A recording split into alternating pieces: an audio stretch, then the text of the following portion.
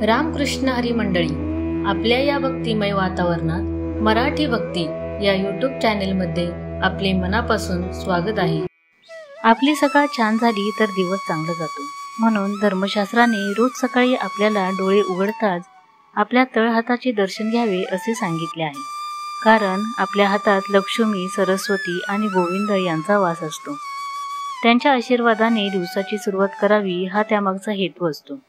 त्यानंतरही काही गोष्टी सहज आपल्या नजरेस पडतात आणि त्यांचे दर्शन आपल्या दिवसाला आनंददायी, लाभदायी होण्यास कारणीभूत ठरते।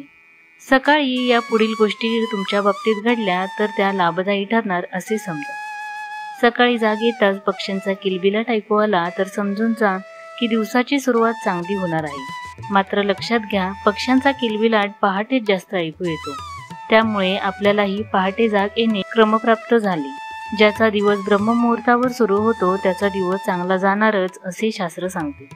सकाळी कामासाठी बाहेर निघताना एखादी स्त्री किंवा पुरुष देव दर्शनाला सोहळ्यात अर्थात पूजेच्या वस्त्रात जाताना दिसला तर त्याच्या दर्शनाने तुमचा दिवस चांगला जाऊ शकतो।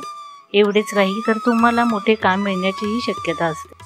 सकाळी उठल्यावर आपल्याला पांढऱ्या फुलांचे दर्शन घडत असेल तर दिवस आनंददायी जाणारच। ज्योतिषशास्त्रानुसार सकाळी दुधाचे भरलेले पातेले दिसणे हे देखील शुभ आणि सुबत्तेचे लक्षण मानले जाते।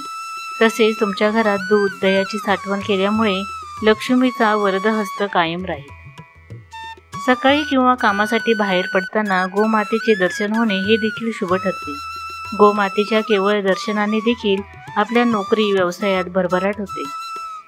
सकाळी स्वच्छता कर्मचाऱ्यांचे दर्शन घडणे देखील शुभ मानले जाते।